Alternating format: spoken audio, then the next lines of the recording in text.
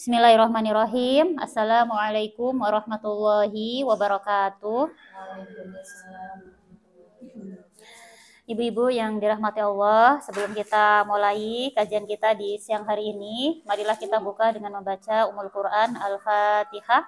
A'udzu billahi minasyaitonir rajim. Bismillahirrahmanirrahim. Alhamdulillahi rabbil alamin. Ar-Rahmanir-Rahim. Maliki yaumiddin. Iyyaka na'budu wa iyyaka nasta'in. Ihdinas siratal mustaqim. Siratal ladzina an'amta 'alaihim ghairil maghdubi 'alaihim waladdallin. Amin. Alhamdulillahilladzi arsala rasulahu bil huda wa dinil haqq liyudhhirahu 'ala dini kullihi wa kafa billahi syahida. Asyhadu an la ilaha illallah wahdahu la syarikalah wa asyhadu anna Muhammadan 'abduhu wa rasuluhu la nabiyya ba'dah. Alhamdulillah, ibu-ibu yang dirahmati Allah, hari ini kita bisa bertemu kembali dalam forum kajian Islam ya, yang insya Allah ini tidak terjadi kecuali atas izin dari Allah. Maka tidak ada ucapan selain ucapan syukur alhamdulillahirabbil alamin atas kenikmatan-kenikmatan yang telah Allah berikan kepada kita semua, sehingga kita masih diberikan nikmat kesempatan dan nikmat waktu luang sehingga kita bisa terus menghadiri kajian ilmu ini. Amin Allahumma amin. Salawat dan salam kita aturkan kepada baginda Rasulullah Muhammad sallallahu alaihi wasallam.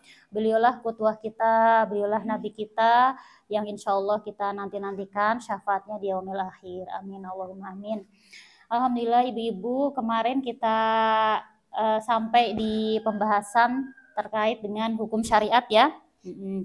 Dan lebih khususnya kita juga harus tahu gitu ya, bahwa ketika kita ingin taat kepada Allah, maka kita juga harus memahami gitu ya, bahwasannya sumber-sumber hukum syariat atau dari mana sih asalnya syariat itu berasal, kita harus pahami gitu ya. Kenapa? Karena saat ini itu gitu ya sangat rancu gitu ya, mana yang berasal dari Islam gitu ya, mana yang ternyata seolah-olah Islam itu ternyata bukan Islam gitu ya. Maka kita harus memfilter gitu ya, menyaring terlebih dahulu mulai dari sumbernya itu berasal dari mana gitu ya. Dan menurut jumhur ulama gitu ya, mayoritas ulama, sumber hukum syariat itu dibagi menjadi 4 gitu kan ya. Rujukan kita dalam berhukum itu ada 4. Yang pertama apa kemarin? Al-Quran gitu ya, dimana Al-Quran itu adalah kalamullah yang diturunkan kepada Nabi Muhammad untuk disampaikan kepada seluruh umat manusia. Tentu kita sudah beriman kepada Al-Quran ya, melalui proses berpikir ya, yang sudah kita bahas di bab sebelumnya, yaitu perkara akidah. Sehingga ketika kita disampaikan, oh ternyata sumber hukum syariat itu yang pertama adalah Al-Quran, maka kita sudah yakin gitu ya, bahwa semua yang ada di dalam Al-Quran itu kita yakini dan kita amalkan gitu. Nah, contohnya kemarin ya, diminta untuk menyebutkan 1 atau 2 ayat di dalam Al-Quran gitu ya, termasuk ayat tersebut itu bahas apa, misalkan seperti itu sudah dicontohkan. Terus sumber hukum yang kedua gitu ya, ternyata di Al-Quran itu gitu ya, ayat-ayatnya itu banyak yang sifatnya umum. Misalkan perintah tentang dakwah ada di surat Al-Imran ayat 104. Tapi tata cara dakwah itu bagaimana gitu kan ya, tahapan-tahapan dakwah itu seperti apa, itu kan tidak dijelaskan di dalam Al-Quran. Ataupun di dalam Al-Quran ketika ada perintah tentang tata cara sholat. Nah, tata cara sholat itu secara rinciannya tidak kita dapatkan di Al-Quran, tapi didapatkan di hadis. Maka sumber hukum yang kedua itu adalah hadis atau as-sunnah. Apa itu hadis atau as-sunnah? perkataan, perbuatan, dan diamnya Nabi Muhammad. Itu menjadi hukum syariat bagi seluruh umat Islam. Maka kita pun sudah memperinci ya. Contoh perkataan Nabi Muhammad, itu contohnya apa? Apa contohnya? Senyum adalah sedekah. Terus ada hadis tentang harta kepemilikan umum. Itu semuanya berupa perkataan atau qaul Nabi Muhammad. Ada juga yang dalam bentuk perbuatan. Berarti ini tidak diucapkan, tapi dalam bentuk tingkah laku atau gerakan. Contohnya apa kemarin? Gerakan sholat, gerakan wudhu, puasa, itu dicontohkan langsung oleh Nabi Muhammad. Ternyata tidak hanya perkataan dan perbuatan saja, diamnya Nabi Muhammad. Maksudnya diamnya Nabi Muhammad gimana kemarin, Bu? Tidak mengiyakan, tidak melarang, tidak menyuruh, juga tidak melarang. Jadi diamnya itu bukan diam tidur atau diam gak ngomong gitu ya, maksudnya ketika Nabi kita itu melihat suatu fakta di depannya, itu tuh gak Rasulullah suruh, tapi ketika dilakukan juga tidak dilarang. Contohnya kemarin apa? Ya, ketika Nabi berkunjung ke rumah Khalid bin Walid, terus Khalid menawarkan daging dob. Nah, daging dob Rasulullah nggak biasa makan di kampungnya gitu ya. Rasulullah nggak biasa, jijik gitu ya. Tapi tidak melarang Khalid makan. Nah, berarti itu termasuk diamnya Nabi Muhammad. Berarti daging dob kesimpulannya haram apa halal? Halal. Itu contoh. Nah, ternyata selain di Al-Quran dan hadis, sumber hukum syariat yang ketiga itu ada ijma' sahabat. Ijma' artinya kesepakatan. Kalau sahabat? Orang apa nih? Orang Islam yang hidup di zaman Rasul dan minimal pernah ikut perang atau jihad 3 kali. Contohnya siapa sih sahabat ini tuh? Abu Bakar, As-Siddiq, Umar, Utsman, Ali gitu kan ya. Kenapa sih mereka melakukan kesepakatan? Ya apa Bu? Iya, karena ada hal-hal yang terjadi gitu ya, ada perkembangan zaman gitu ya, ketika Rasulullah sudah wafat, tidak ada pada masa Nabi. Misalkan nih, ijma' sahabat itu terjadi ketika pengumpulan Al-Quran. Pengumpulan Al-Quran itu ternyata dilaksanakan pada masa Utsman bin Affan. Berarti Rasulullah masih ada nggak? Nggak ada, gitu kan ya. Pada zaman dulu Al-Quran itu ditulis di mana saja, ketemunya batu ya batu, ketemunya tulang ya tulang gitu ya, ketemunya daun ya daun. Waalaikumsalam. Ya, jadi ya silakan Bu.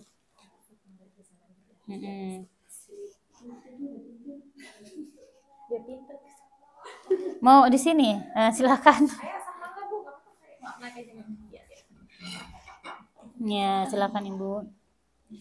Nah, makanya kemudian karena pada saat itu para penghafal Al-Quran pada banyak yang syahid, dikhawatirkan nanti semakin banyak yang syahid, hilang Al-Quran sepenghafalnya gitu kan. Maka ada usul ide untuk mengumpulkan Al-Quran, dan teknologi kertas sudah ada. Jadi sekalian dibukukan. Makanya kita kenal adanya mushaf Utsmani. Nah, ini kesepakatan para sahabat. Artinya para sahabat itu tidak ada yang menentang ide ini. Semuanya setuju. Makanya dikatakan ijma' atau kesepakatan. Berarti boleh gitu kan ya. Atau contoh yang kedua, menunda pemakaman Rasulullah karena sahabat itu ada kesibukan memilih pemimpin umat.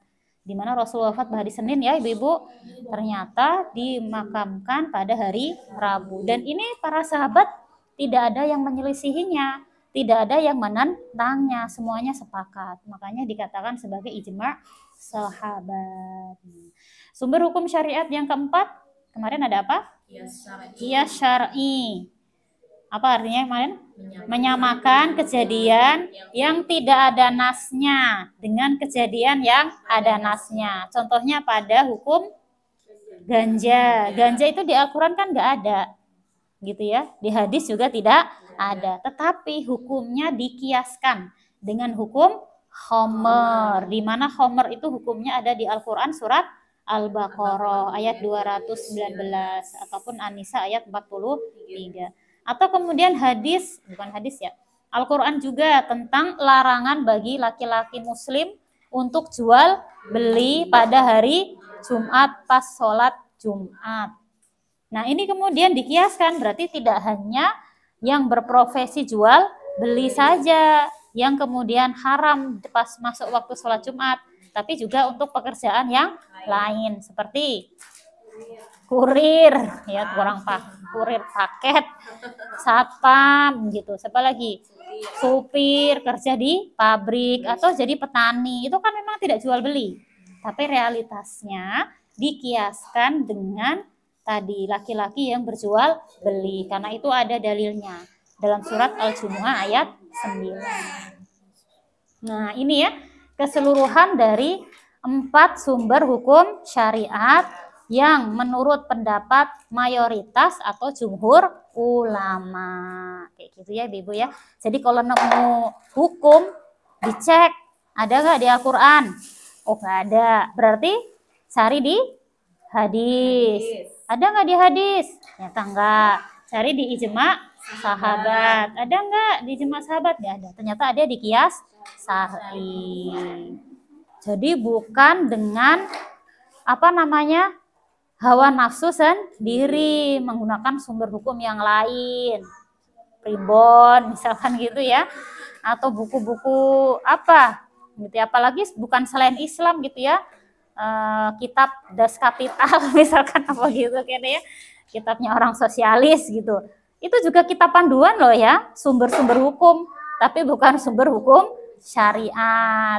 Sumbernya orang sosialis punya kitab juga, kitab suci, judulnya Das Kapital gitu. Ada juga kitab namanya Nation of Wealth. Kitabnya orang kapitalis. Isinya apa? Hukum-hukum juga. Tapi hukum-hukum bukan hukum syariat Islam gitu ya. Jadi jangan ngambil selain dari keempat hukum ini kayak gitu. Meskipun kayaknya itu sebagus apapun, secanggih apapun, tapi kalau bukan berdasarkan sumber hukum syariat yang kita pelajari, maka itu tidak berlaku. Kenapa? Karena bukan berasal dari Allah Subhanahu wa Ta'ala. Oke, sudah kenalan dari sisi dari mana kan ya? Kalau kenalan sama orang kan nama. Habis itu asalnya dari mana? Baru lebih detail lagi kan ya? Anaknya berapa gitu kan ya? Suaminya kerja apa gitu kan ya? Nah, sama. Kita kenalan sama sumber hukum syariat itu dari namanya, syariat itu apa kan sudah, asal usulnya, sumbernya. Nah sekarang kita lanjut nih jenisnya gitu. Berarti kita hapus ini ya, hapusnya manual ini. Kalau di print di screen ya, kalau di screen kan tinggal diiris. Keren, ini manual. Shift Dewi yang sebelah sana.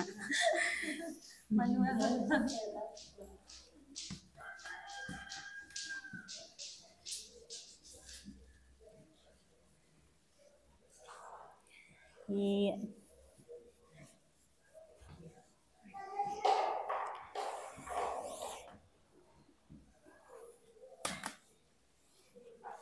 Ding ding ding.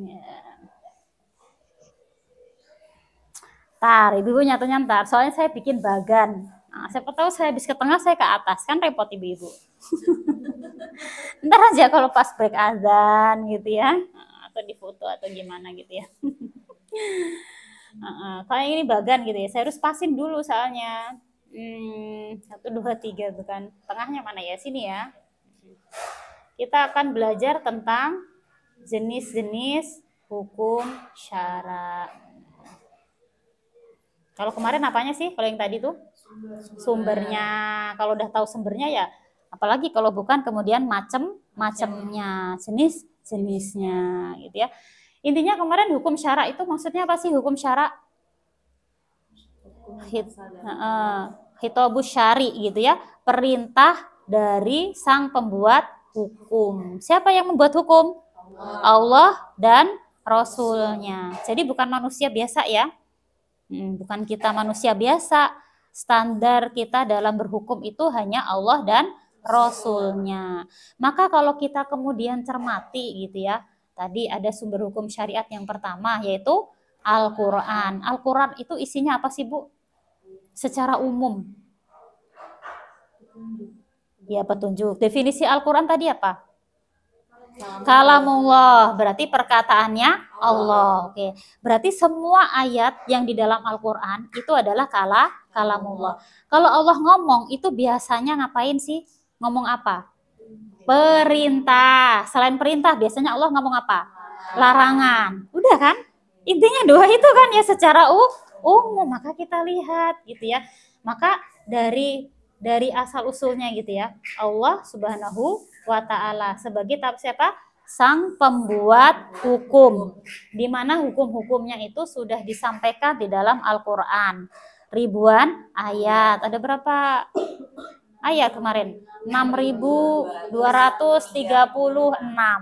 dan 113 surat. Ya bener ya? 114 surat, 30 juz, ya setebel itu gitu ya. Ternyata memang isinya itu secara umum itu kalau tidak berupa perintah ya berupa larangan. Coba Ibu cek dimanapun ayat dibuka, isinya kalau nggak dua itu gitu ya. Makanya saya bagi gitu ya, jauh nih ya, panjang nih satu.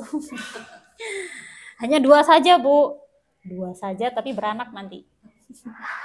Semoga sih simetris ya. Yang pertama dia itu pasti berupa perintah. Yang kedua, dia berupa larangan. Ada nggak di tengah-tengah? Nggak ada gitu ya. Contoh, kalau yang berupa perintah itu seingat Ibu itu apa sih? Pindah ke situ. Kelihatan. Perintah apa sih Allah itu biasanya kalau perintah? Perintah sholat. Terus apa lagi? Puasa. Perintah sedekah. Yang udah pernah kita pelajari nggak disebut ya? Hah? Menuntut ilmu, berhijab. Perintah kan ya? Ada nggak yang berupa larangan? Ada. Larangan apa? Makan makanan yang haram, larangan bohong, ya kan ya? Larangan berzina, ya kan macam-macam. Isinya kalau nggak perintah dan larangan itu secara umum. Mudah kita hafalkan ya. Kan biasanya Ibu menjalankan perintah dan menjauhi larangan. Ya udah isinya ya perintah dan larangan. Nah, sama-sama perintah itu nanti kita bagi dua lagi. Gitu ya, kita ke perintah dulu ya. Perintah itu dibagi menjadi dua macam. Nah, ada perintah yang sifatnya tegas. Sifatnya tegas. Ada sama-sama perintah tapi tidak tegas gitu. Ini punya saya kayaknya memang sudah terpakai gitu. Kalau perintah yang tegas gitu ya, bahasa Arabnya itu jazm. Apa Bu? Jazm. Nah, kalau perintah yang tidak tegas ya berarti ghairu jazm kan gitu ya.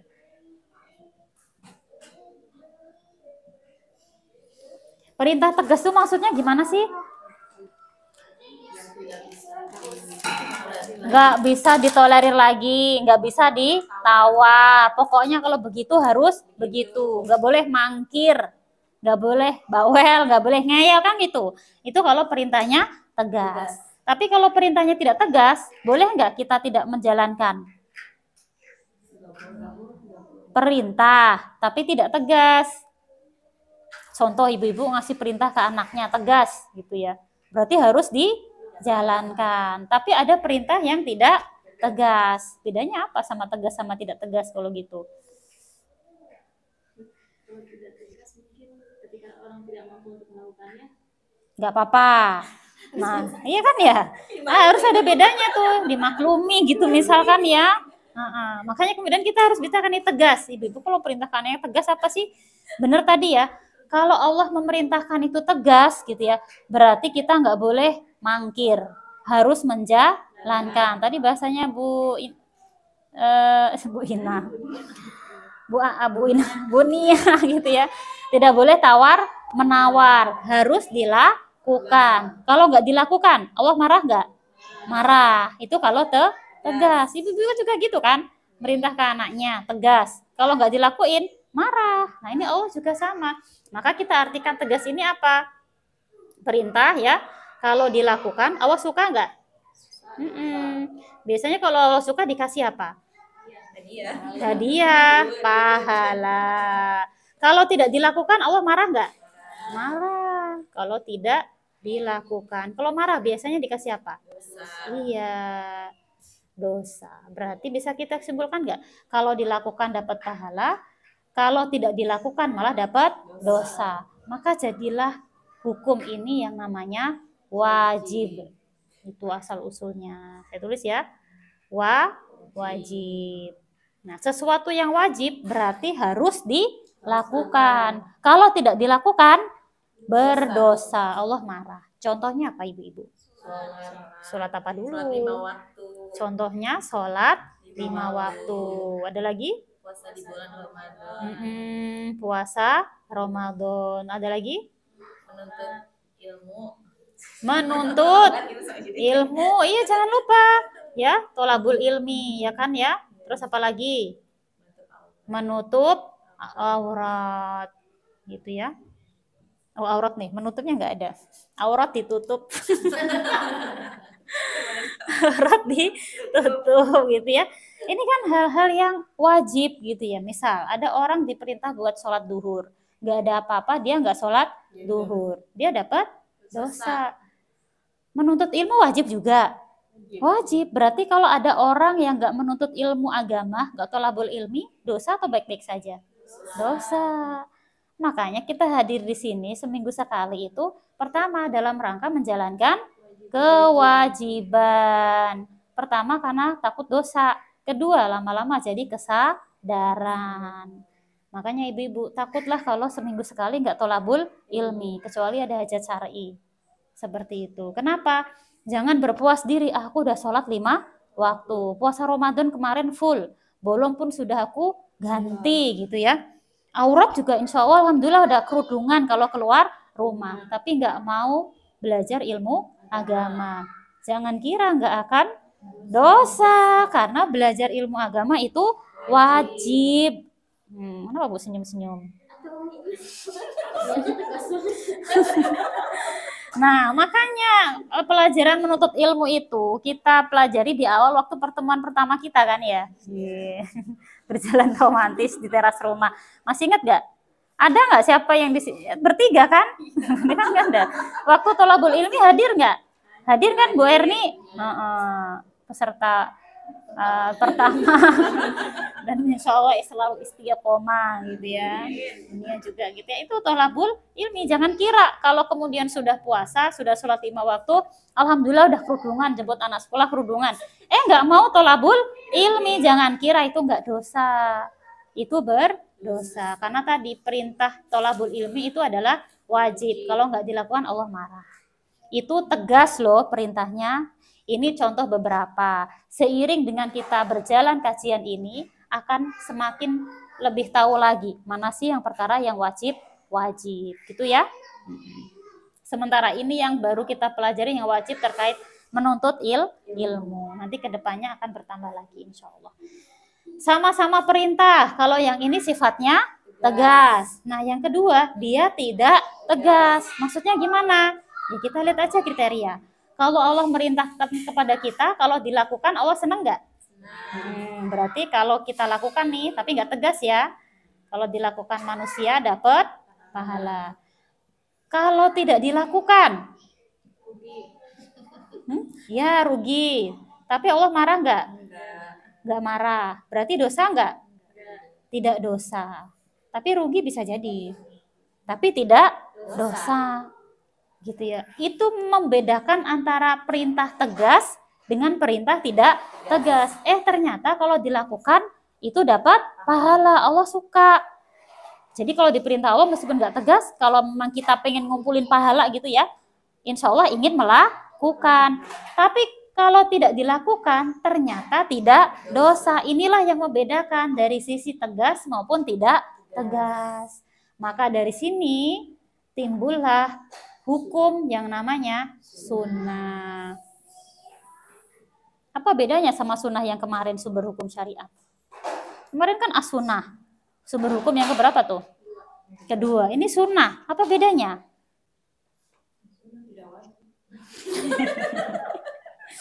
Ya, saya tahu gitu ya. Kemarin Bu belajar sumber hukum syariat kan? Ada berapa? 1, 2. Nah, ini ada sunnah lagi. Bedanya apa Bu? As-sunnah perkataan perbuatan Rasulullah Dan diamnya Nabi. Kalau sunnah yang ini? perintah Allah.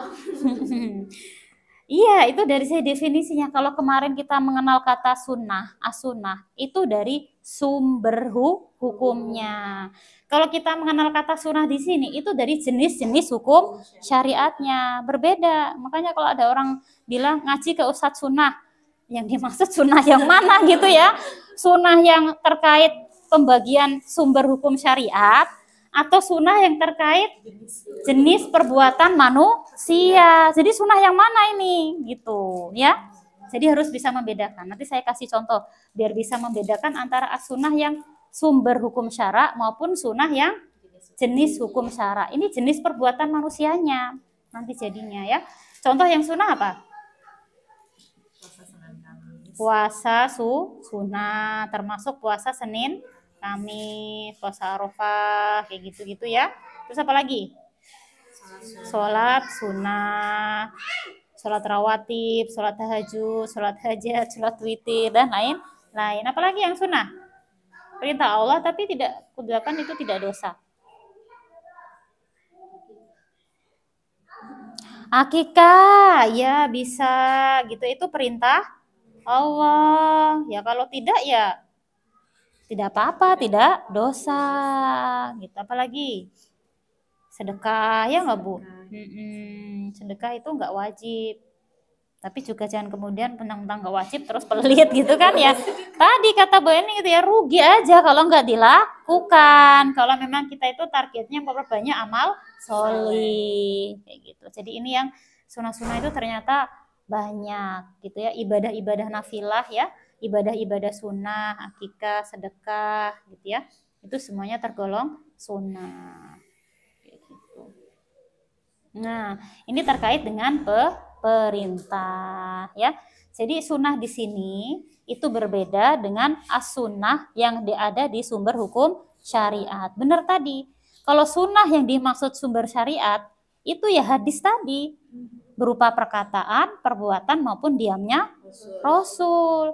Tapi kalau sunnah terkait jenis hukum syara ya, perbuatan manusianya, ini adalah sunnah yang perintah Allah yang tidak tegas. Kalau dilakukan dapat pahala, kalau tidak dilakukan mendapatkan dosa. Jadi tidak dosa, berarti nggak ngantuk ya. Berarti harus di-clearkan dulu kalau ada orang ngomong sunnah. Sunnahnya yang mana ini? Sunnah berdasarkan, maksudnya sunnah itu sumber hukum syara'nya, asal usulnya, atau jenis perbuatannya. Itu kan berbeda. Itu ya. Harus di-clearkan. Ibu-ibu harus paham karena sudah sampai sini. Nah, tadi ada perintah, ada larangan. Sama Bu, biar adil ya. Ada larangan yang sifatnya tegas. Ada larangan yang sifatnya tidak tegas. Yuk kita bahas berdetail. Solusinya begini. Larangan berarti sesuatu yang tidak boleh kita lakukan. Allah melarang. Sudah dilarang sama Allah gitu ya. Kalau dilakukan gimana? Allah marah gak? Nah, kalau marah dapat dosa. Dilarang sama Allah, kita manut, berarti tidak melakukan. Allah senang apa marah? Senang. Kalau senang dapat pahala. Kebalikan sama yang apa ini? Yang wajib. Nah, jadinya hukum syara apa ini? Kalau dilakukan dosa, karena nggak boleh, tegas, ketok palu, nggak boleh. Tapi kalau ditinggalkan, bagus ya, Allah senang, maka dapat pahala. Jadinya hukum syara apa? Wajib? Wajib itu gitu ya. Apa yang benar? Haram ya. Haram Ibu gitu ya. Haram Bu melakukan ini gitu ya. Tapi kalau meninggalkan yang haram malah dapat pahala. Ada kesempatan melakukan perbuatan haram, tapi dia kuat ditinggalkan, dapat pahala nggak? Dapat, insya Allah, gitu ya. Ada kesempatan melakukan perbuatan jahat ya, gitu ya. Tapi nggak jadi, malah dapat pahala. Coba kita kasih contoh, perbuatan yang haram itu apa? Zina, terus? Maling, mencuri, terus apa lagi? Riba, terus apa lagi? Gibah, ngomongin orang, terus apa lagi? Bohong, dusta, apa lagi? Nipu, banyak banget ya. Kalau contohnya lebih banyak yang haram ini gimana ya? Yang itu 4 aja nih nggak banyak ini. Apalagi yang haram? Tidak menuntut ilmu? Iya ya, kok kan kebalikan kan ya? Membuka aurat, ya. Tidak ngaji, nuntut ilmu maksudnya ya. Tidak nuntut ilmu. Berarti ini apa namanya? Membaca Al-Quran termasuk sunnah ya. Baca Quran ya. Tilawah. Gitu. Tidak puasa Ramadan? Iya, gitu kan ya. Tapi ini kan fokusnya yang dilarang ya. Dilarang untuk tidak ngaji. Dilarang untuk tidak menuntut ilmu. Gitu. Jadi, oh iya, silakan. Nah, berarti ini larangan yang sifatnya betul-betul tegas, gitu ya. Zina, ya sama sekali tidak boleh, gitu kan ya. Gibah, boleh ditawar gak gibah? Kan aku cuma mendengarkan saja, nggak ikut-ikutan, gitu kan misalkan. Ya sama aja, baik yang ngomong, baik yang mendengarkan, gitu yang menyebarluaskan apalagi gitu ya. Ya tergantung gitu ya. Kalau gibah itu tidak dalam rangka mencari solusi.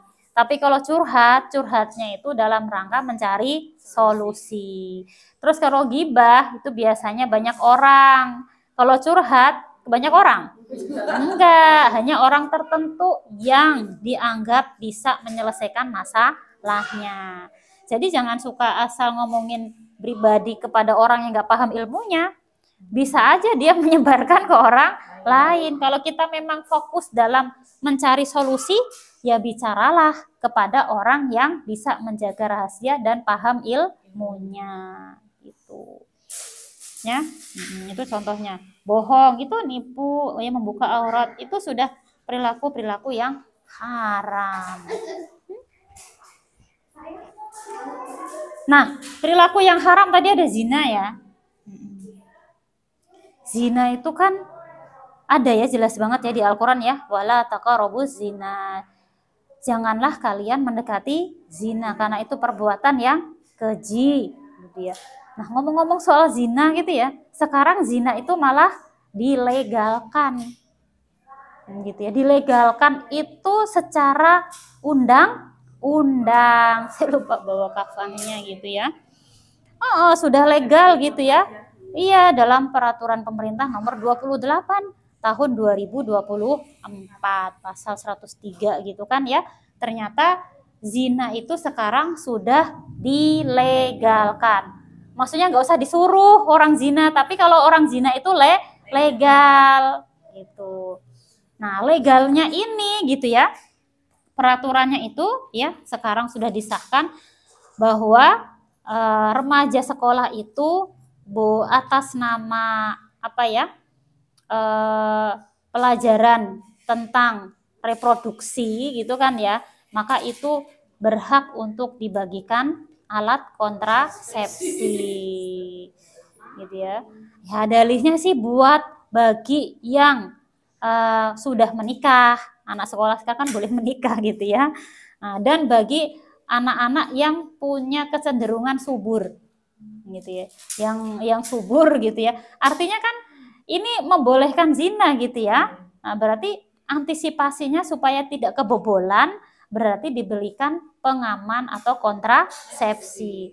Berarti lebih menyuruh ke legal zina atau lebih ke menghalangi zina sih? Melegalkan gitu ya, malah difasilitasi dengan gitu ya, iming-iming tadi gitu ya, bahwasanya ini bagian dari pelajaran reproduksi. Maka ya? Hah? Lapar. Ya nanti habis ini kita beliin. Ngemil dulu ya. Nanti habis ini kita beli ayam goreng sama nasi. Iya lupa. Gak usah mau ke Dede Amar dulu sementara gitu ya. Ntar mampir dulu ya Bu. Nah ini ya termasuk dari legalisasi zina. Apakah mereka tidak tahu kalau zina itu haram? Tahu gitu ya. Tapi kenapa kemudian zina itu dilegalkan? Bukan malah kemudian diberantas gitu ya. Dalihnya adalah supaya tidak kebobolan. Padahal legalisasi zina itu adalah solusi yang menjijikkan gitu ya. Kenapa kalau dalam Islam gitu ya, supaya tidak kemudian terjadi seks bebas gitu ya, maka ada solusi yang kemudian memanusiakan manusia, yaitu solusinya berupa pernikahan. Nah, sudah tahu zina ini efeknya itu kan banyak, malah memfasilitasi untuk seks bebas, ya kan? Kalau seks bebas maka akan menimbulkan penyakit kelamin gitu ya, penyakit menular kayak gitu.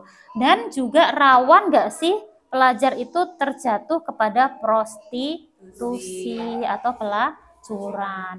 Apakah efek yang seperti itu tidak dipikirkan oleh yang membuat peraturan? Wah, alam gitu ya. Berarti kan kembali lagi kepada bagaimana keterikatan pada Allah Subhanahu wa Ta'ala. Allah itu nyata nggak sih bagi mereka? Allah itu nyata nggak bagi kita? Nyata. Kalau kita betul-betul beriman kepada Allah, maka yang dilarang Allah berupa zina, maka kita kan betul-betul menjauhinya. Kalau misalkan kita posisinya sebagai penguasa atau orang yang membuat hukum gitu ya, maka itu akan sangat takut gak sih kalau buat aturan terkait zina, apalagi dilegalkan. Berarti ini berani gitu ya. Kenapa? Ya bisa jadi karena keimanannya tadi tidak berasal dari hati gitu ya. Atau bisa jadi sudah tahu zina itu haram, tapi tetap dibuat undang-undang supaya legal. Kenapa? Karena terjadi kesalahan pemikiran, kesalahan pola pikir. Dimana kalau kita kan aman ya kemarin ya. Kita mengakui iman kepada Allah sebagai pencipta dan pengatur. Tapi ada orang yang hanya mengakui Allah itu sebagai pencipta saja, bukan sebagai pengatur. Maka urusan terkait dengan hubungan laki-laki dan perempuan itu tidak mengikuti aturan Allah. Terus ngikutin siapa dong? Bebas, siapapun yang punya kepentingan. Inilah yang namanya virus yang melanda umat Islam sekarang. Virus yang melanda keimanan kita kepada Allah. Masih ingat gak virus apa, Bu? Memisahkan antara agama dengan kehidupan. Namanya apa, Man? Apa ya namanya? Namanya adalah sekulerisme. Kayak gitu. Ada juga paham yang membebaskan semua tingkah laku. Namanya liberalisme.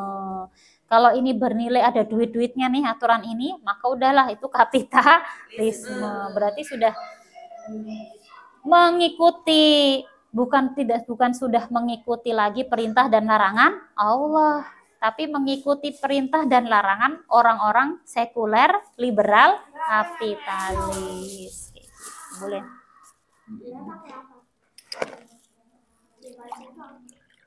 Oh di baju, ini biar suaranya keras.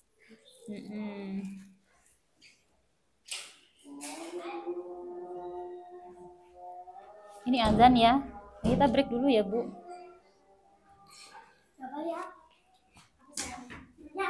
Oh lihat, ya ada Mas di situ.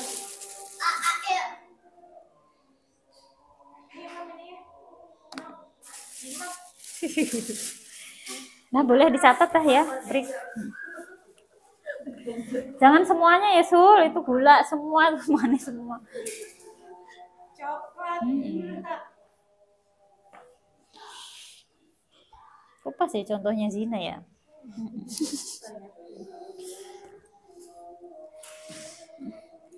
Ini nggak bawa kafahnya tadi.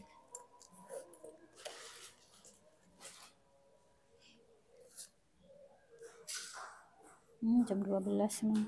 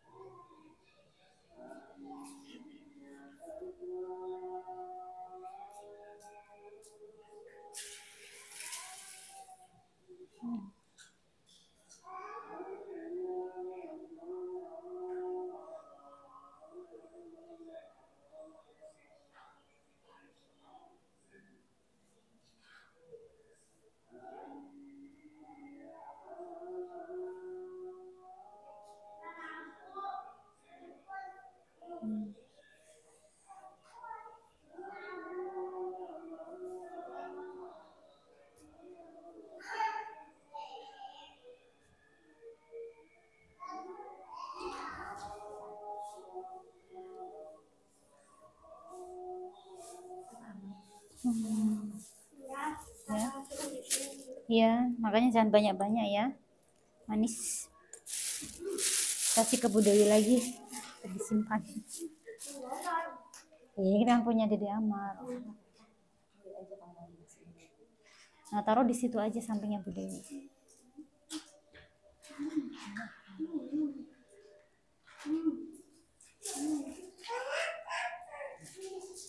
Main batu. Oh iya, batu.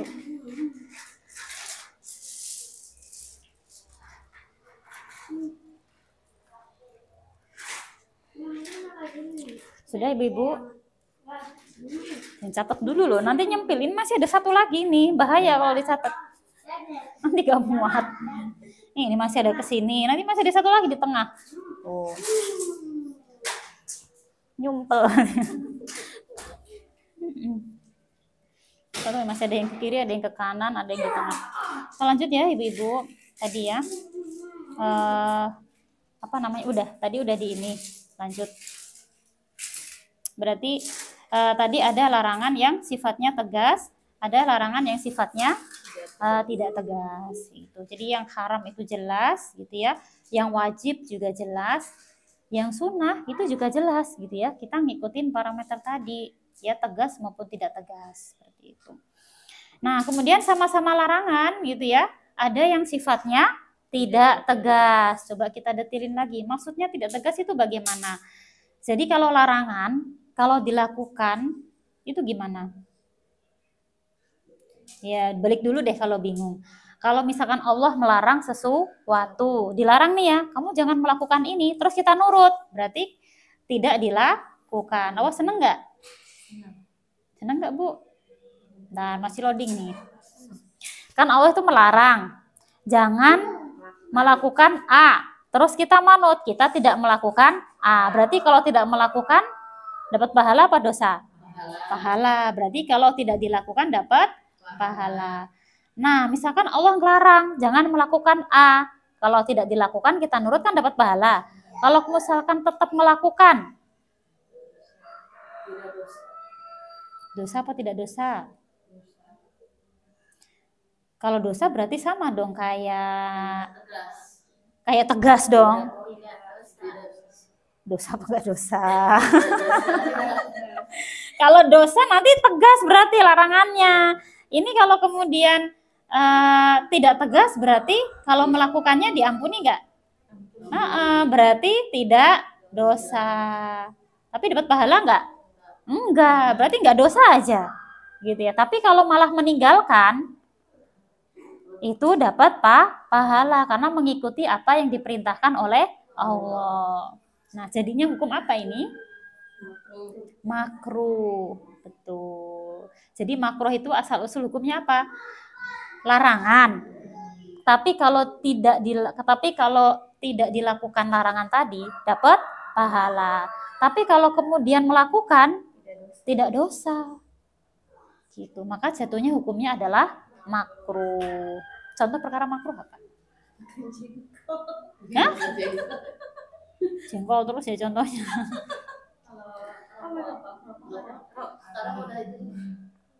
Rokok nanti kita bahas setelah komplit semuanya.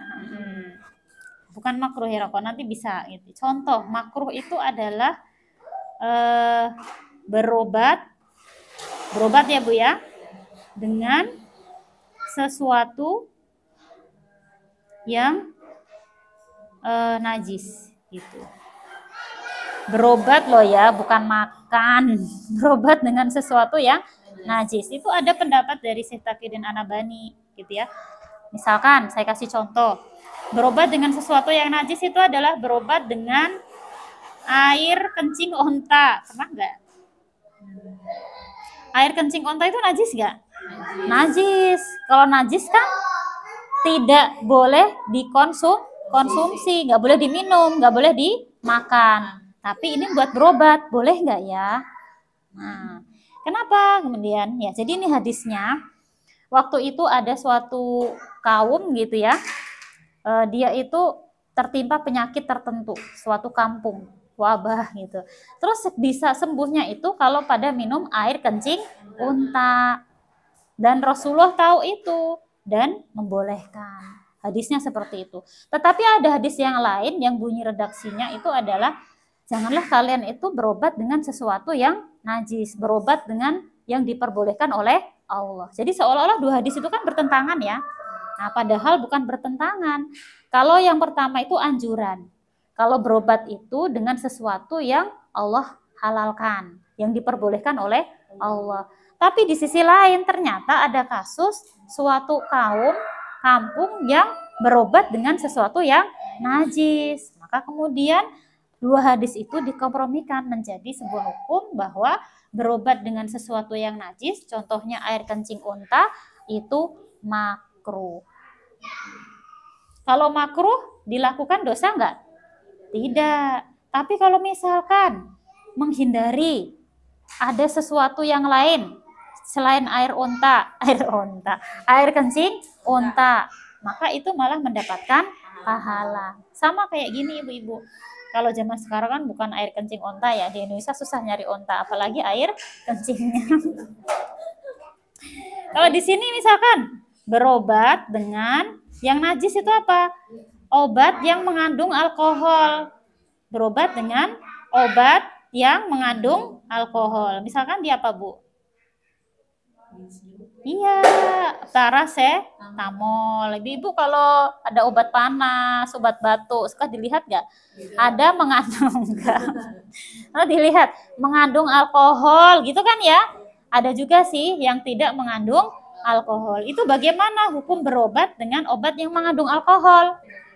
Alkohol itu hukumnya najis nggak? Najis. Alkohol itu najis, tapi terkandung dalam obat, maka hukumnya makruh. Kalau makruh misalkan anaknya sakit panas, belilah ke apotek. Kalau mau dapat pahala gimana? Pilih tidak mengandung alkohol, karena kita itu sebenarnya makruh kan? Makruh itu kan larangan dari Allah, tapi tidak tegas. Kalau kita melakukan apa yang dilarang oleh Allah, meninggalkan gitu ya, maka dapat pahala. Tapi misalkan qadarullah gitu ya, di rumah sakit, diinfus, kadang kan susternya bawa obat yang langsung diminumkan ya. Masuk kita cerewet, dok sus itu mengandung alkohol gak sih? Bla bla bla bla bla, kan alkohol najis. Gak usah rewel seperti itu ibu-ibu gitu kan. Diterima saja gitu ya, toh itu makruh, tidak berdosa. Takutnya kalau emaknya cerewet, najis gak najis, ntar dokternya nggak datang lagi gimana? Sakit hati ya kan ya. Kalau memang itu dibeli sendiri, pakai duit ibu sendiri, ya pilihlah yang tidak mengandung alkohol. Kalau memang nyari di sekitar Cilengsi, dari ujung Cilengsi ke ujung Cilengsi nggak ada obat yang mengandung alkohol, misalkan semua apoteknya tutup, bukan tutup ya, stoknya habis, yang obat biasa nih yang tidak mengandung alkohol, adanya yang mengandung alkohol, anak di rumah keburu kejang-kejang, ya sudah belilah yang mengandung alkohol, itu hukumnya adalah makruh. Jadi makruh itu lebih disukai untuk ditinggalkan. Tapi kalau dilakukan tidak berdosa. Lihat situasi dan kondisi. Jadi permudahlah urusan dengan umat, dengan diri kita sendiri gitu ya. Jangan dipersulit. Gitu toh hukumnya adalah makruh. Ada lagi nggak yang makruh? Banyak gitu ya. Kalau kita belajar urusan sesama manusia yang makruh-makruh itu banyak. Contoh nih, ibu-ibu pernah nyewa tukang nggak? Nyewa tukang itu biasanya deal-dealan. Bayarnya tuh di awal apa di akhir? Pak, ini renovasi rumah berapa hari gitu ya? Berapa? Ini biasanya di awal apa di akhir?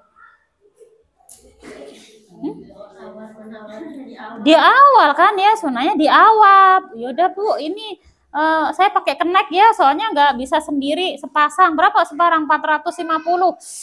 Mahal banget Pak gitu. Sepasang mah biasanya di sana 300 gitu kan ya. Ya udah Neng 350, ya udahlah 310.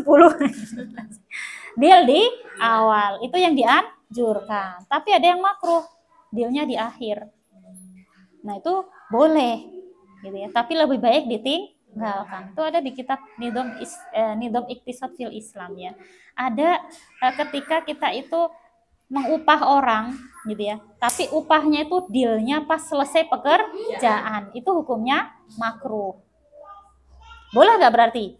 Boleh, gitu. Tapi sih lebih enak di awal. Makanya tadi makruh itu lebih baik ditinggalkan. Gitu contoh makruh tuh kayak gitu. Jangan jengkol terus lah ya, kita agak tegas. Jengkol tuh benda atau perbuatan? Benda, ini bahas perbuatan loh.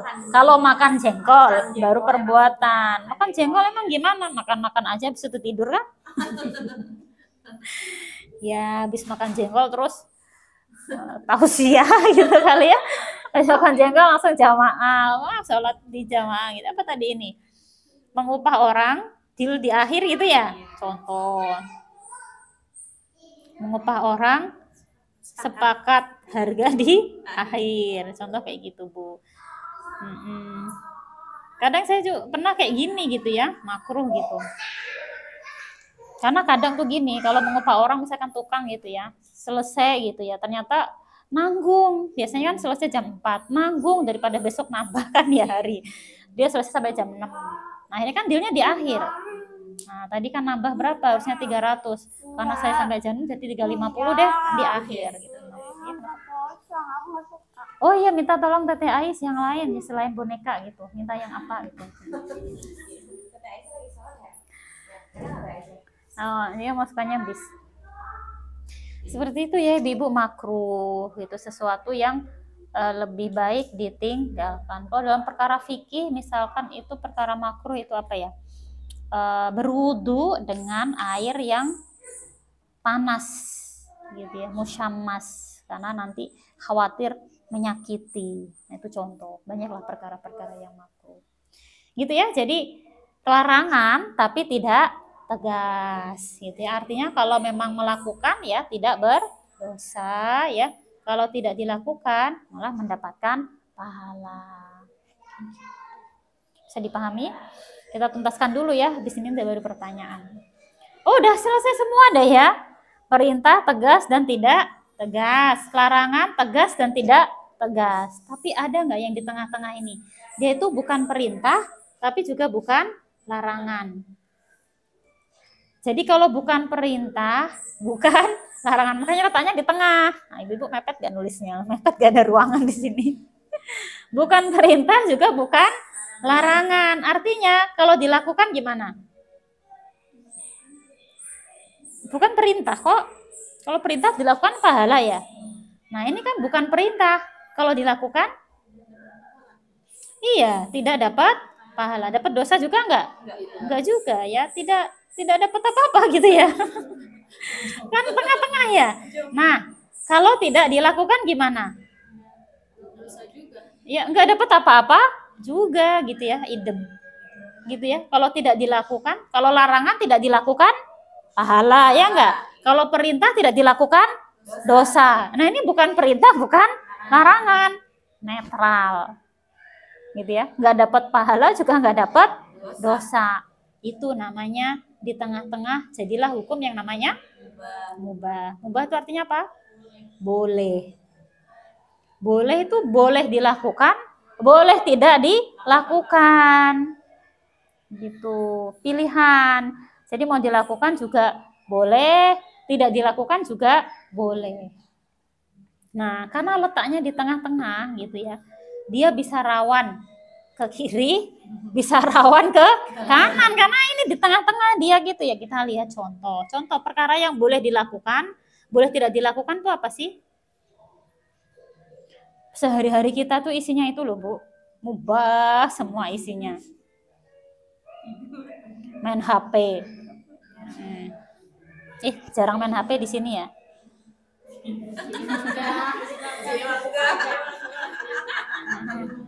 Iya di sini mah masa ngaji main HP. Nonton TV. Contoh kita lagi nih, nonton TV gitu ya. Main HP, nonton TV. Kenapa sih ini perkara mubah? Boleh nggak main HP? Boleh nggak nonton film? Boleh nggak main HP? Boleh nggak nonton film? Boleh gitu ya. Tapi ini kan jadi tidak ada hukum di sini ya, maksudnya tidak dapat apa-apa gitu ya. Tetapi waspada, mubah ini bisa ke kiri, bisa ke kanan. Kalau waspada mah ke kanan ya. Kalau saya di kanan, bisa jatuh kepada makruh atau haram. Tapi bisa juga ke dapat pahala, bisa jadi. Tapi bukan wajib juga, karena ini kan tidak tegas gitu kan ya. Contoh nih Bu, main HP gitu ya. Main HP bisa nggak jadi kemudian pahala HP? Pas kapan? Masya Allah. HP bukan Zoom kajian. Emang dimainin HP-nya? Oh ya bisa gitu ya. Boleh, Masya Allah dapat pahala. HP-nya buat nonton kajian, dapat pahala gitu ya, Masya Allah. Tapi bisa nggak main HP itu jatuh ke perkara yang makruh? Bisa aja, misalnya nonton TV juga bisa makruh nggak? Bisa gitu ya. Allah itu misalkan makruh. Allah itu melarang gitu ya, menunda-nunda sholat. Larangan dong ya. Iya gitu kan ya. Nah udah keasikan main HP, menunda waktu sholat. Waktu sholat. Kalau bukan hajat yang syar'i gitu kan ya, nah, nonton TV aja gitu ya. Bahkan kalau nundanya sampai mepet waktu sholat selanjutnya, gitu kan ya, masih bisa sholat sih, masih gitu kan ya. Malah sampai lupa, sudah terlanjur masuk waktu sholat selanjutnya, malah jadi haram. Karena melenakan, karena dia meninggalkan perkara yang wajib demi yang mubah tadi. Jadi perkara mubah itu harus sangat hati-hati gitu ya. Mungkin kalau kita dulu suka nonton telenovela atau sekarang udah ganti drama Korea sih. Masih telenovela? Enggak juga sih. Berarti di sini enggak ada yang pecinta drakor ya? Enggak usah jadi contoh, telenovela juga enggak. Rahasia ilahi ya, Masya Allah, untuk bisa semakin ingat ini ya.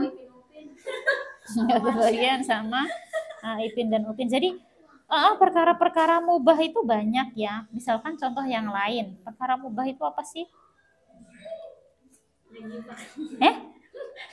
Kenapa? Wow. Mubah itu kan banyak banget ya ibu-ibu ya. Aktivitas kita sehari-hari itu sebenarnya mubah kan ya. Makan, ya nggak sih? Minum, kayak gitu. Tapi pengennya gimana sih makan minum kita itu bernilai pahala kan ya? Makanya gimana supaya makan minum kita bernilai pahala? Iya, niat. Dia kan paling penting nih, niat karena Allah, ya Allah saya makan supaya nanti kuat kalau jalan ngaji, kan begitu ya. Ya Allah saya niatkan minum supaya nanti kuat kalau kajian nggak ngantuk. Iya, akhirnya nanti makan minumnya dapat pahala, disempurnakan dengan membaca doa sebelum makan dan sesudah makan dan adab-adab makan lainnya. Maka itu menjadi pahala. Tapi bisa nggak sih makan itu kemudian jadi sesuatu yang makruh bahkan haram? Bisa. Misalkan gimana? Makan kok bisa jadi makruh ya? Makannya kekenyangan. Akhirnya ketika ngaji ngantuk kayak gitu. Tapi bisa nggak makan sesuatu itu padahal yang dimakan itu halal, tapi bisa jadi haram? Bisa apa? Ah, hasil nyuri. Iya, itu aktivitas yang haram gitu ya. Selain hasil nyuri, makanannya halal loh, nggak dikasih orang. Misalkan dikasih apa ya, duren. Tapi dia lagi menderita asam lambung. Maka udah diwanti-wanti nih sama dokter gitu ya. Ibu karena menderita asam lambung, jangan sekali-kali makan duren. Sebiji pun dok, iya misal gitu ya. Sebiji pun nggak boleh. Tapi duren tuh halal nggak? Halal, beli sendiri. Ya, tapi kata dokter nggak boleh, sebiji pun nggak boleh secara medis. Kok kemudian dimakan? Aktivitasnya adalah haram karena bisa menghantarkan kepada kematian, darurat gitu ya, kedaruratan. Kayak gitu ya. Itu hukum aktivitas. Maka tadi kalau ada yang tanya merokok, bukan rokoknya ya, kita belum bahas bendanya. Merokok. Merokok itu perbuatan atau benda? Nah, merokok itu coba kita lihat. Tadi kan pertanyaan tuh, yang tanya siapa tadi? Apakah kira-kira merokok itu wajib? Enggak ya, masa enggak merokok dosa gitu kan ya. Apakah kira-kira merokok itu sunnah? Dianjurkan merokok ya? Enggak ada kan ya enggak sih? Enggak ada. Nah, berarti kita urut. Apakah merokok itu boleh dilakukan? Boleh tidak dilakukan? Kalau tidak melakukan boleh enggak? Boleh banget. Kalau misalkan merokok boleh enggak? Boleh. Jadi merokok itu hukumnya mubah, hukum asalnya. Tapi ingat, mubah bisa ke kanan, bisa ke makruh, bahkan bisa ke haram. Tapi kalau merokok bisa ke sunnah enggak sih? Enggak, kayaknya apalagi wajib enggak lah ya gitu. Berarti lebih rawan ke kanan. Berarti hukum asalnya merokok itu boleh. Si A merokok boleh enggak? Boleh. Si A memilih tidak merokok boleh enggak? Boleh. Tapi kapan sih merokok itu bisa jadi makruh?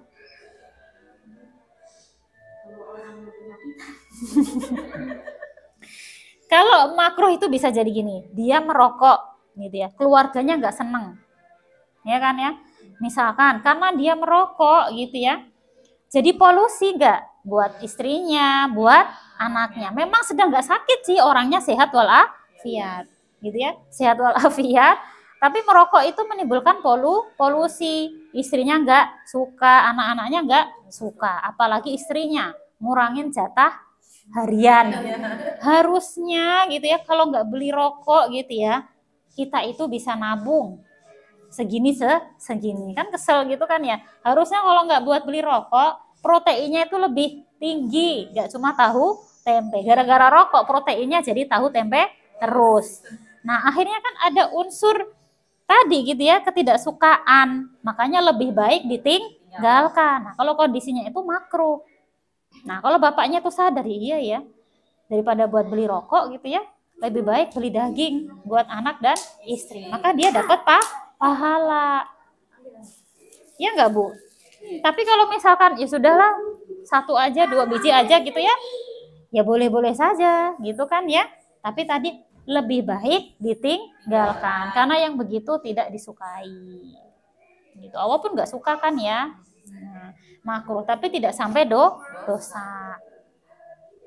Karena kandungan rokok kan nggak ada sesuatu yang haram kan, nggak ada ganjanya kan, nggak ada homernya misal. Nah bisa nggak merokok itu jatuh ke haram? Bisa. Kapan? Ya tadi divonis oleh dokter. Dia sudah kayak mbah saya dulu gitu ya. Dia itu perokok dan pengopi aktif.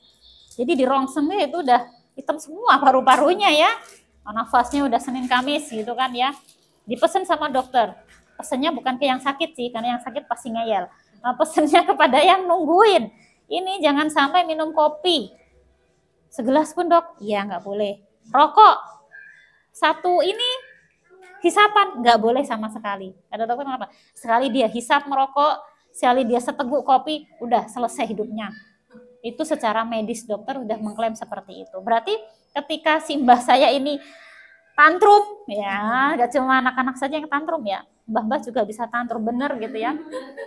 Ngamuk gitu ya, kebangetan banget sih gitu, disuruh beliin kopi aja nggak mau gitu, ya udah kalau kopi rokok deh gitu, satu aja gitu, nggak mau gitu, pelit segala macam gitu ya, ada sumbel gitu aja kan ya. Kenapa? Ketika kita membelikan kopi, ketika yang menjaga itu membelikan rokok bareng sebiji pun termasuk perbuatan yang haram, karena sama aja membahayakan nyawa si kakek tadi. Berarti hukumnya kopi bagi si kakek tadi apa? Haram. Kalau bagi kita mubah. Saya disuguhin kopi mubah, saya minum boleh, nggak saya minum boleh. Tapi bagi mbah-mbah tadi haram, termasuk rokok juga, merokok juga haram bagi dia.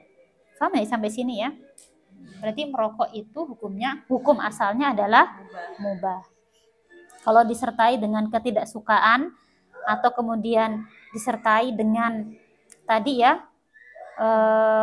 ketidaknyamanan atau ada unsur menzolimi kayak gitu, maka itu bisa jatuh makruh. Makruh itu lebih baik ditinggalkan karena tidak disukai.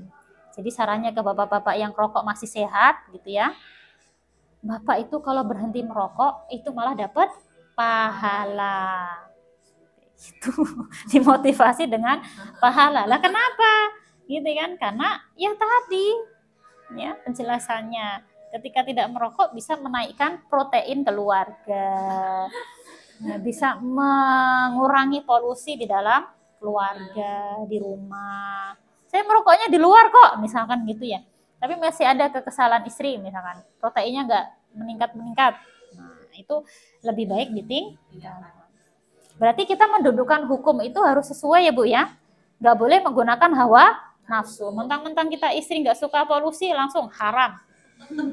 Karena memang ada gitu ya yang menghukumi merokok itu sampai status haram. Tapi sebaiknya memang harus ada penjelasan. Tidak lantas mengharamkan sesuatu yang dalam syariat itu sebenarnya hukumnya mubah atau boleh. Paham ya sampai sini ya? Saya masih pengen bahas yang sunnah tadi gitu ya, supaya nggak rancu yang membedakan antara as-sunnah sama sunnah. Kalau ibu-ibu ditanya tentang hukum poligami, hukumnya apa sih? Apa Bu? Sunnah. Ibu? Sunnah. Hukum poligami, ta'adud 1, 2, 3, 4. Teh Rizky? Sunnah, dengernya sunnah nak ya, maksud sunnah. Yang poligami ini siapa dulu? Enggak, maksudnya yang poligami ini Rasulullah atau umat Rasul? Umatnya kan? Ada orang poligami. Berarti kan bukan Rasul tuh, umatnya kan? Laki-laki zaman sekarang. Itu hukumnya sunnah tadi? Bukan. Hukumnya adalah mubah. Boleh. Sekali lagi boleh gitu ya. Poligami itu hukumnya boleh, bukan sunnah ibu-ibu. Kalau sunnah, anjuran nggak sih? Kalau dilakukan dapat pahala. Tapi kalau nggak jalan nggak dapat apa? Itu kan alibi, sunnah. Salah. Terkait dengan perbuatan manusia, perbuatan hamba, misal ada suami tetangganya mau poligami. Alasannya kenapa? Sunnah. Saya pernah begitu. Kenapa? Katanya sih sunnah gitu ya. Soalnya anjuran, kalau dilakukan dapat pahala. Kayaknya salah persepsi deh. Mungkin yang dimaksud sunnah itu adalah as-sunnah yang sumber hukum syara. Coba cek. As-sunnah yang poligami dulu siapa? Rasulullah. Berarti perbuatan Rasul. As-sunnahnya itu sumber hukum syara. Beda dengan jenis perbuatan manusia. Gitu. Jadi kalau ada antok mau poligami itu hukumnya mubah. Sumbernya dari mana? As-sunnah. Bisa bedakan antara sunnah yang ini sama sunnah yang kemarin? Nah, makanya jangan kemudian harus dikelirkan dulu nih. Karena kan mau ngaji gitu ya, ngajilah ke ustadz sunnah. Berarti ada wajib, sunnah, makruh, mubah gitu. Jadi sunnah yang dimaksud itu tuh sunnah jenis perbuatan atau sunnah hukum syariat kayak gitu ya. Jadi mubah ya ibu-ibu. Mubah itu boleh dilakukan, boleh tidak, pilihan gitu. Langsung dikasih tahu nih suami masing-masing. Mubah kemarin siapa yang bilang sunnah gitu kan ya. Kalau nggak percaya cek di kitab Nidom Istimai gitu ya. Itu ada pembahasan tentang poligami. Hukumnya mubah. Lega deh Bu Erni. Tadi kan tahunya sunnah ya. Iya sunnah itu as-sunnah, sumber hukum syariat. Tapi hukum perbuatan manusianya itu mubah. Begitu ya. Nah, ini materinya sudah selesai nih, udah komplit insya Allah ya. Jenis-jenis hukum syariat. Berarti inilah yang disebut dengan, nah, simpulkan di bawah ini ya. Hukum perbuatan manusia. Maka disimpulkan, hukum perbuatan manusia selalu terikat dengan hukum syara. Nah, ini ada kaidah usul. Jadi hukum perbuatan manusia itu selalu terikat dengan hukum syara. Kalau nggak wajib, sunnah. Kalau nggak sunnah, mubah, makruh, dan haram. Jadi semua perbuatan manusia itu pasti ada hukumnya. Kalau nggak tahu berarti kita aja yang belum tahu, belum nyari. Maka segala sesuatu sebelum melakukan harus tahu hukumnya terlebih dahulu. Ilmu qabla amal, berarti harus tahu ilmunya, harus paham hukumnya. Ini tuh makruh apa haram ya? Ini wajib apa sunnah ya? Gitu. Harus tanya dulu, baru kemudian kita melakukan. Karena nggak ada yang nggak masuk ke dalam 5 ini, semuanya masuk. Gitu ya. Itu kalau terkait dengan hukum perbuatan. Maka habis ini kita kan akan satu tahap demi satu tahap akan belajar ya. Mana sih yang wajib? Berarti nggak boleh ditinggalkan. Nah, ternyata yang wajib gak cuma tholabul ilmi ya. Nanti ada perkara-perkara yang wajib. Ingat pembahasannya. Jadi tujuan kita belajar jenis-jenis hukum syariat ini adalah supaya semakin taat kepada apa yang diperintahkan oleh Allah. Kalau itu wajib, jangan coba-coba untuk mangkir. Jangan coba-coba untuk kata tapi atau nanti. Bentar aja lah tholabul ilmi, kalau anaknya udah gede, nggak bisa. Gitu ya.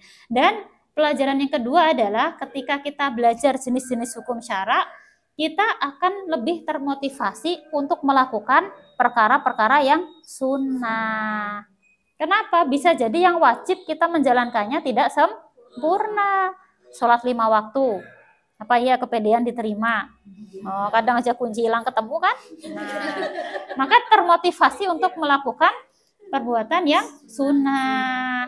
Kayak gitu. Apalagi kita di zaman sekarang gitu ya, banyak godaan.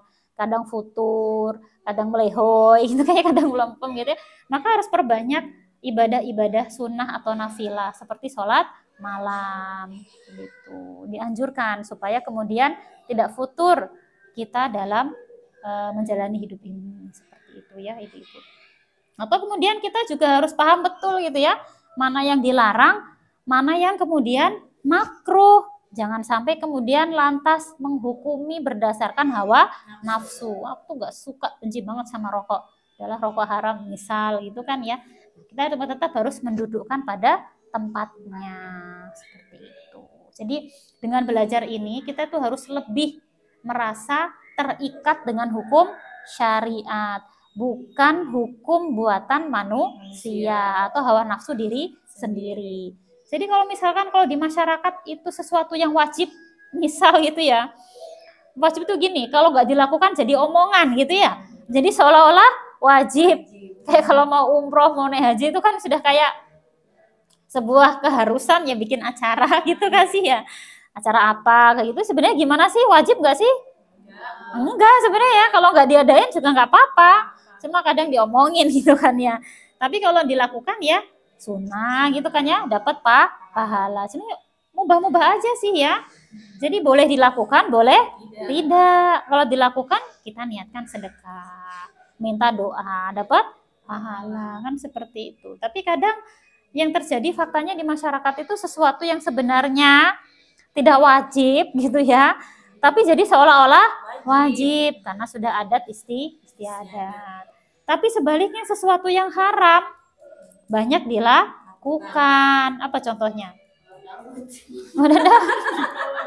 Kalau tetangganya Bu Erni itu nanggep dangdut kalau pas sunatan misalkan gitu ya, padahal itu jelas haram gitu. Nah, hal-hal yang demikian gitu ya. Kalau terkait dengan undang-undang tadi yang kita bahas, legalisasi zina, itu jelas perbuatan yang haram. Gitu, enggak ada makruh-makruhnya, ya haram itu yang jelas zina kan ya, wala taqrabuz zina. Janganlah mendekati zina. Mendekati aja enggak boleh. Kok ini malah difasilitasi dengan alat kontrasepsi. Waduh, haram banget gitu ya. Nah, ini ya.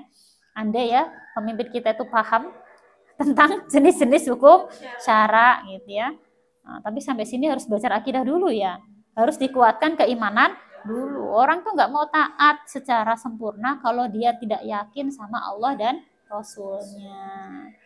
Itu makanya kemarin kita penting berbulan-bulan itu belajar tentang keyakinan, tentang akidah Islam. Supaya kalau dikasih tahu, Bu Rizky gitu ya, ini itu wajib loh, ya maka tidak ada alasan lagi kalau kemudian harus kita menjalankannya.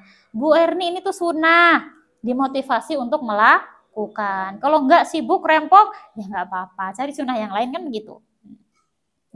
Bu Nia ini tuh makruh, lebih baik tidak dilakukan. Kalau memang kondisinya dilakukan ya tidak apa-apa. Bu ini haram gitu ya Bu Nasi, ya sudah. Tidak ada kemudian berani-beraninya kita merepet-merepet kepada sesuatu yang haram. Jadi begitulah sikap normalnya seorang muslim harus selalu terikat dengan hukum syariah.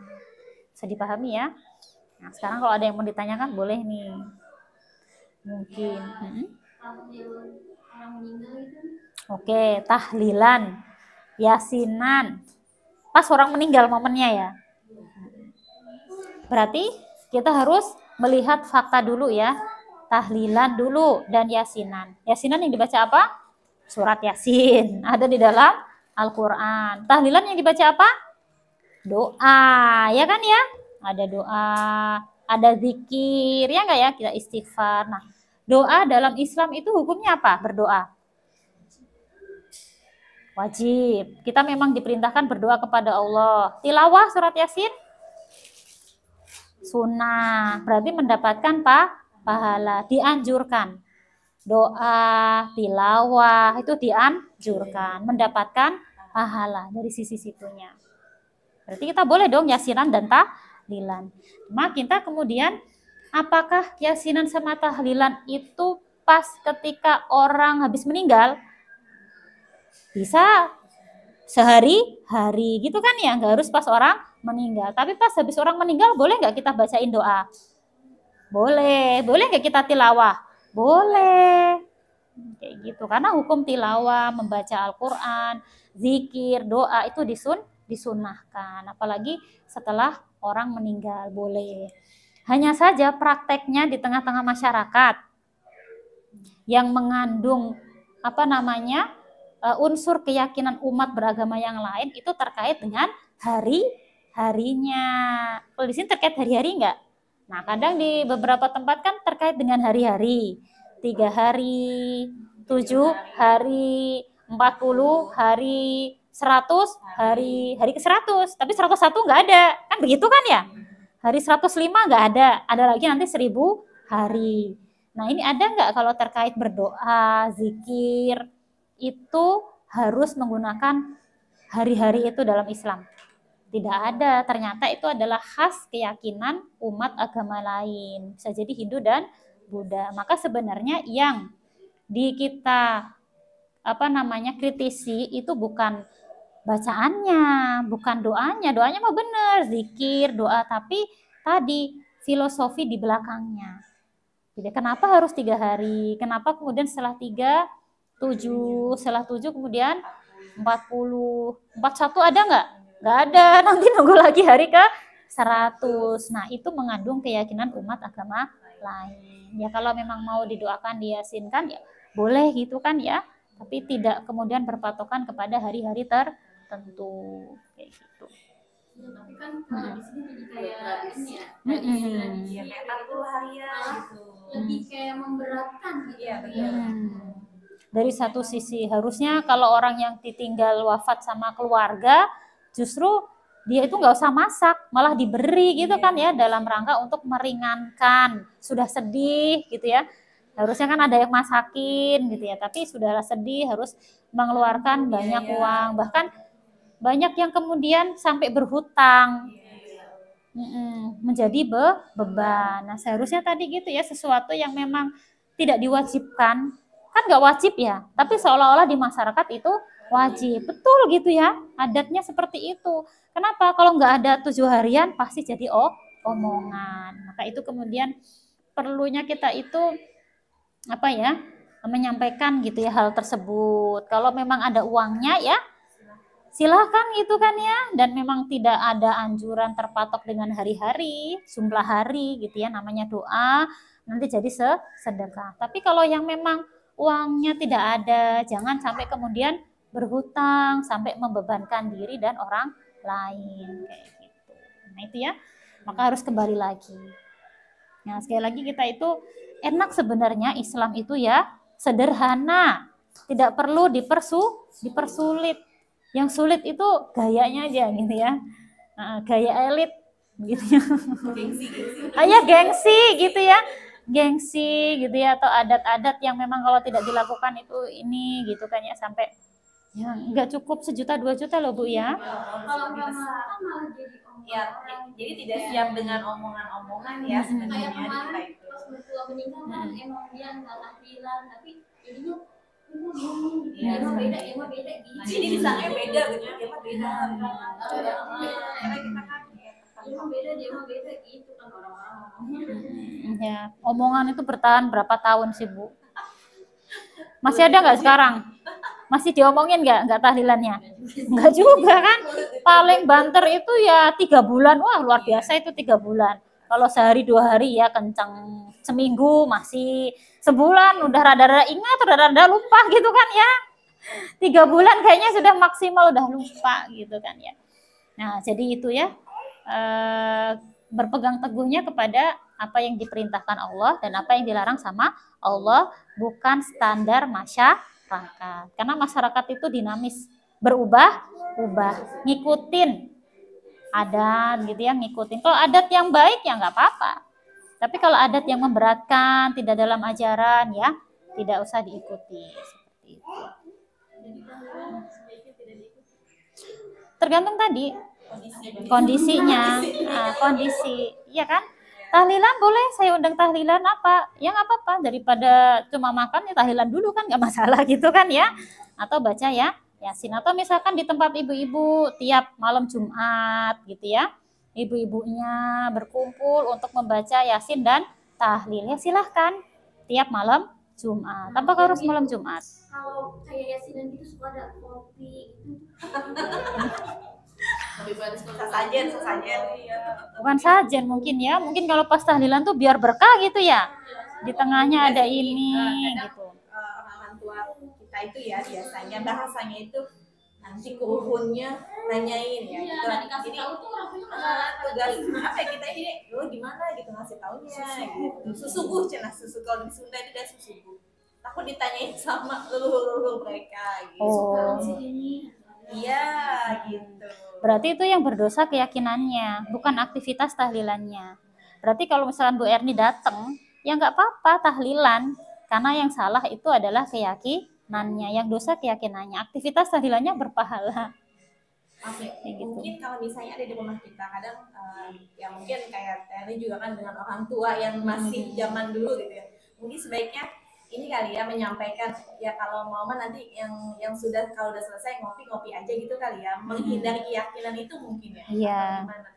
Nah, berarti kan kalau di sini kalau udah mulai ngaji kopi di tengah gitu ya. Iya, yang seperti seperti itu. Dan biasanya tidak diminum oleh jamaah gitu mereka, karena takut itu tadi. Terus yang minum siapa? Nggak ada yang minum. Habis itu dibuang. Iya. Masa sih dibuang? Karena Bazir. mereka meyakininya itu yaitu untuk mereka. Oh, berarti dosanya 2 dong. 1 dosa karena salah keyakinan. Iya. Yang kedua mubazir. Iya, tapi kalau dibilang itu salah. Ya bilang memang mengubah adat istiadat itu yang sudah lama gitu ya. Dalam masyarakat zaman dulu sampai sekarang itu tidak mudah gitu kan ya.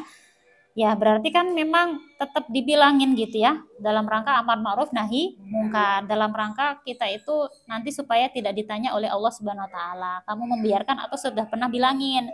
Kalau memang sudah pernah dibilangin tapi masih ngeyel, ya itu memang sudah di luar kuasa kita. Yang penting sudah ngomongin, sudah berusaha untuk menyampaikan. Adapun hal-hal yang lain bisa dicoba trik.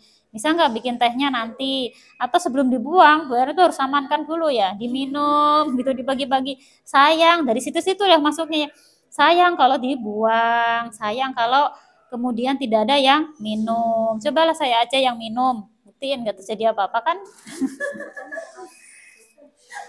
Muka setan, setan minum kopi. Kalau air yasin, Ya. Air yasin gimana? ada takbiran, ada air tengah, Dibuka tuh. Terus kami tutupnya terus udah Pada minta. air yasin. Ya itu kalau tidak ada keyakinan tertentu yang berlebihan gitu ya. So, misalkan nih kita ya baca Yasin dibuka, atau ada keyakinan airnya jadi sakti, ya, misalkan gitu ya. Atau kemudian berlebihan. Nah, itu keyakinan yang kemudian tidak boleh seperti itu. Tapi kalau memang menyediakan minum, dibuka untuk minum jamaah, selama tidak ada keyakinan-keyakinan, maka itu sok silahkan. Berarti yang salahnya itu keyakinan-keyakinan tadi. Keyakinannya itu jadi Jadi mereka susah ya, susah diubah katanya air Nah, kalau bikin pinter itu sudah keyakinan yang melenceng gitu. Saya penting minum apa dikasih air yasin gitu. Jadi kayak gitu Ya. masyarakat kita ini. kalau enggak nanti airnya dibanjurin ke makam. Ya sebenarnya kalau nggak ada keyakinan mau disiram ke makam sih nggak apa-apa, karena lagi musim kemarau. Jadi iya biar nggak kering, biar nggak retak-retak nggak apa-apa. Kalau nggak ada keyakinan, jadi nggak apa-apa. Ini air dia nggak siram ke makam, ini air aku siram ke kolam, ini air ya biasa aja asal tidak ada keyakinan. Nah ibu-ibu yang sudah belajar ketika ada praktek seperti itu, yang sebenarnya kan boleh kan mubah. Nah, tapi keyakinannya kan biasa aja kan. Ya memang mudah-mudahan sih ini air biar sedekah ibu-ibu diminum gitu, biasa aja gitu kan ya. Tidak ada keyakinan nanti ketika airnya diminum cucu saya jadi pintar. Enggak jadi belajar dong cucunya. Nah, nanti kalau buat berobat segala macam jenis penyakit sembuh. Nah, ketika yang baca Yasin adalah Bu Erni, misalkan gitu ya. Yang ngasih kesembuhan itu siapa? Allah Subhanahu wa taala. Wasilahnya kan terus berobat. Nanti khawatirnya pada nggak berobat, diabetes nggak berobat gitu kan ya. Minumnya air yasinannya kan nggak nyambung seperti itu. Jadi yang masalah itu adalah keyakinannya. Adapun subuhan ini. Kembang makam, nambung bunga.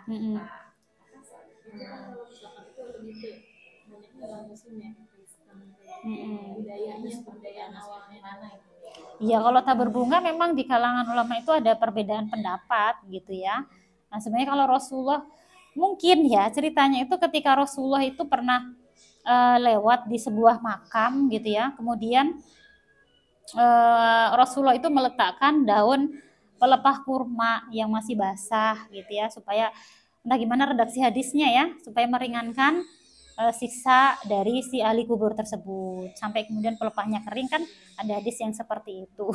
Nah bisa jadi gitu ya, orang Indonesia itu iya mungkin ya karena di Indonesia nggak ada pelepah kurma gitu ya, terus pelepah pohon kelapa juga jelek, gak etis gitu ya, dan melimpahnya tuh bunga. Iya nggak? Melimpahnya kan bunga kalau di daerah tropis. Ya udah pakai bunga kayak gitu misalkan seperti itu. Nah, maka kemudian ketika harus ditambah-tambahin misalkan nih harus 7, nggak boleh 5 atau 1 macam. Berarti keyakinannya itu yang bermasalah gitu ya.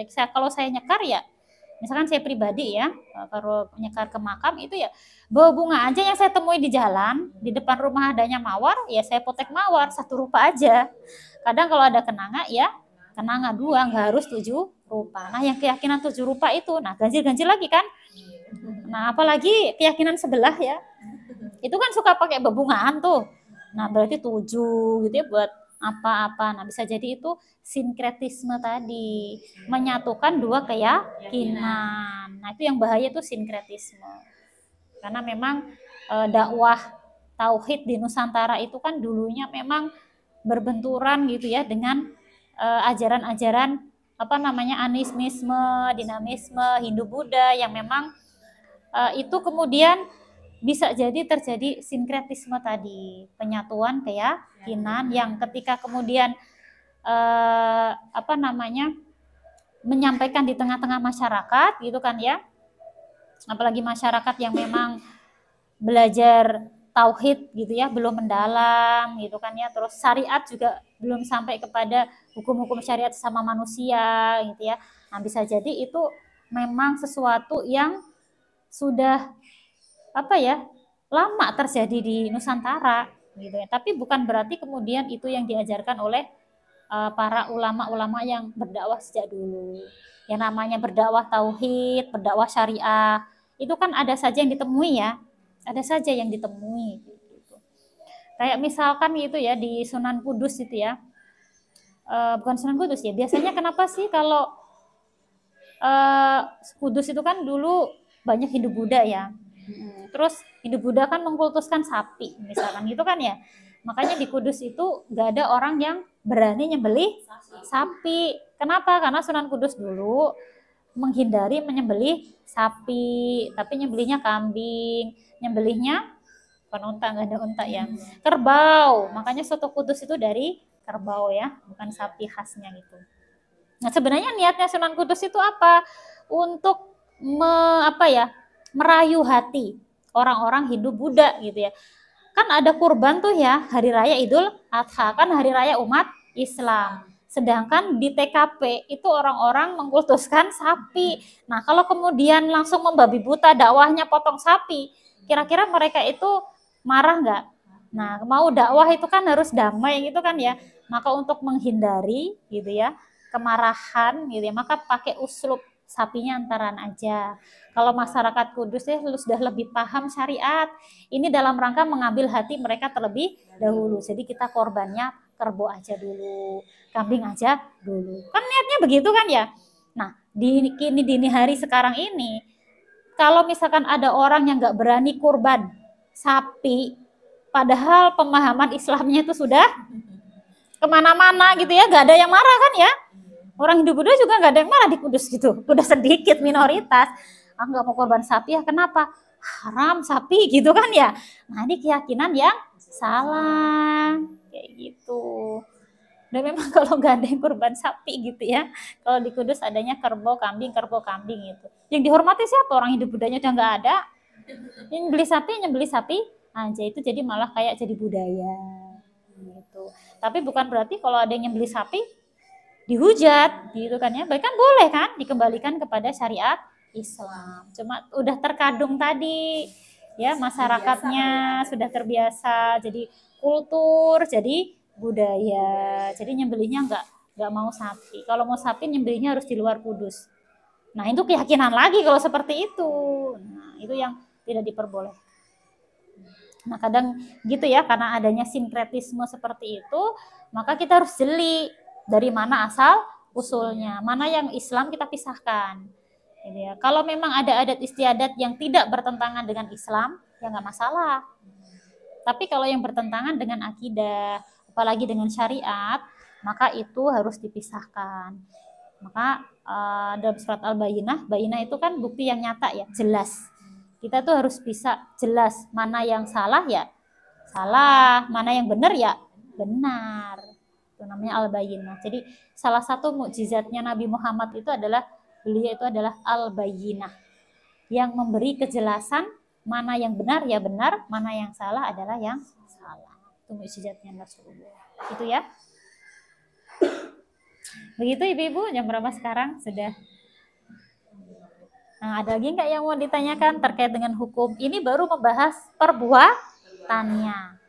Maka hukum syara gak hanya dari perbuatan, bendanya juga ada hukumnya. Maka selanjutnya setelah kita bahas hukum perbuatan manusia, kita harus ngerti bendanya. Kalau tadi ada aktivitas merokok, berarti bendanya adalah rokok. Kalau tadi ada aktivitas main HP, berarti bendanya adalah HP. Bagaimana hukum rokok, hukum HP, ya enggak? Hukum kopi, hukum biawak, dan macam-macam, itu semuanya adalah benda. Insya Allah kita akan bahas di pertemuan selanjutnya. Yang jelas sekarang udah paham ya, hukum perbuatan sendiri, nanti hukum benda sendiri. Sumber hukum syara juga berbeda. Jangan ketukar sunnah yang mana ini, ya. Nah, saya dikasih contoh poligami tadi untuk bisa membedakan, gitu ya. Kalau nggak ada lagi yang mau ditanyakan, Bu Erni masih ada kah? Kalau ada lagi nanti boleh ditanyakan di pertemuan selanjutnya. Ya, sebenarnya Ibu kan udah paham wajib, sunnah, mubah, makruh, haram kan ya? Hanya saja kronologinya itu kan mungkin baru detail ketika pertemuan saat ini. Seperti itu. Ya, baiklah Ibu-ibu, karena waktunya sudah mau habis gitu ya, sudah mendekati jam 1, kita cukupkan kajian kita untuk hari ini gitu ya. Kita tutup dengan doa, kita tutup dengan hamdalah dan doa kafaratul majlis. Alhamdulillahirabbil alamin. Subhanaka Allahumma wa bihamdika asyhadu an la ilaha illa anta astaghfiruka wa atubu ilaik.